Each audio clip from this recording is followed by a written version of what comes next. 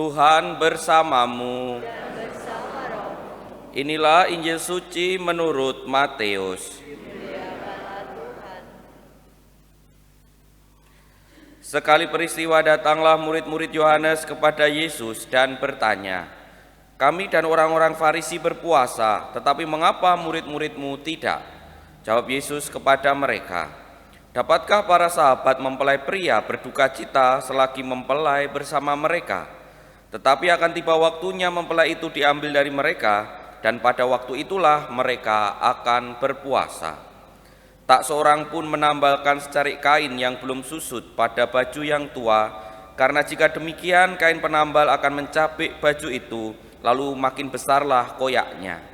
Begitu pula anggur yang baru tidak dimasukkan ke dalam kantong kulit yang tua, karena jika demikian kantong itu akan koyak sehingga anggur itu terbuang dan kantong itu pun hancur.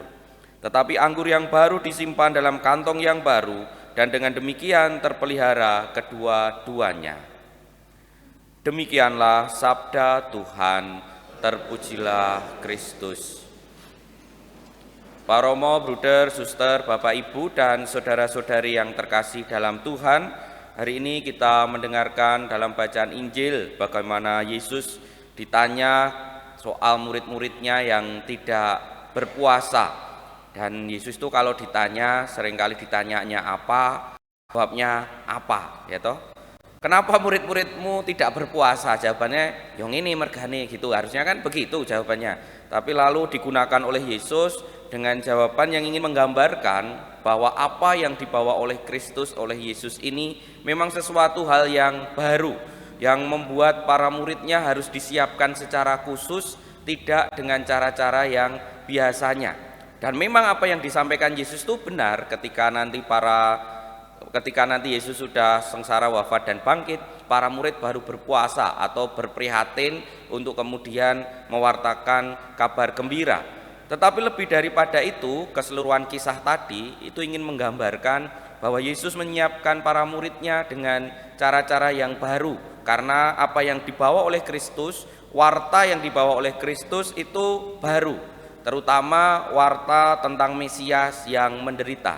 Ya sebenarnya itu tidak baru karena di perjanjian lama juga ada, tetapi pemahaman waktu itu Mesias itu ya Mesias yang jaya, Mesias yang membebaskan bangsa dari penjajahan dan seterusnya. Tetapi Yesus datang dengan Mesias yang harus sengsara, wafat, dan akhirnya nanti bangkit. Itu hal baru, hal yang harus disiapkan agar para murid tidak kaget, agar para murid kemudian tetap percaya bahwa Yesus inilah Sang Mesias.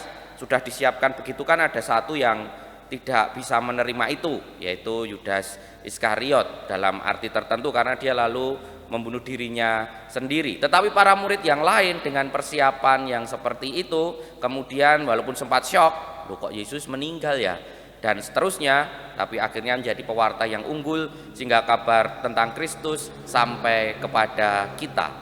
Ini bagi saya renung-renungkan memang ketika kita mendengarkan sabda Tuhan, ketika kita kemudian ingin melaksanakan berbagai perintah Kristus, ada persiapan tersendiri agar kita kuat, agar kita mampu. Karena seperti saya bilang, sabda-sabda Yesus itu seringkali melampaui kemanusiaan kita, seringkali menuntut kita untuk berbuat lebih daripada sekedar manusia biasa. Ya seperti yang sering saya contohkan, kalau ditampar pipi kiri berikan pipi kanan, itu kan melampaui kemanusiaan. Kalau kita disakiti pengennya kan bales, pengennya loh ya, walaupun tidak dilakukan. Lalu kalau dibenci, Yesus mengatakan suruh mendoakan. Ini kan tidak mudah, wong kadang kala mendoakan yang dicintai aja lupa, ini suruh mendoakan yang membenci kita.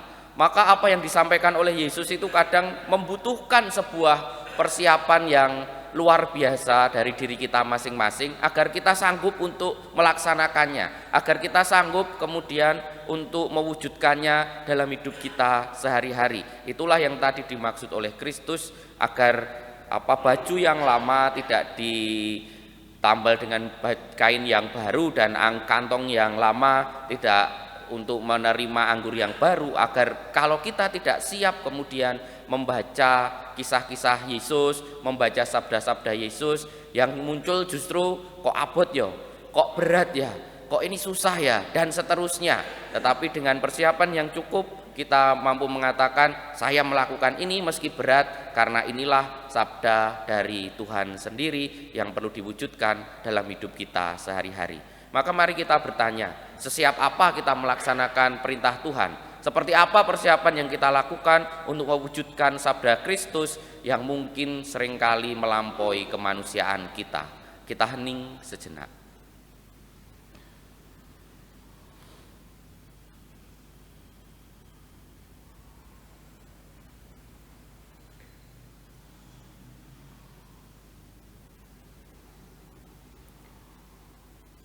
Kemuliaan kepada Bapa dan Putra dan Roh Kudus, seperti pada permulaan, sekarang, selalu, dan sepanjang segala abad. Amin.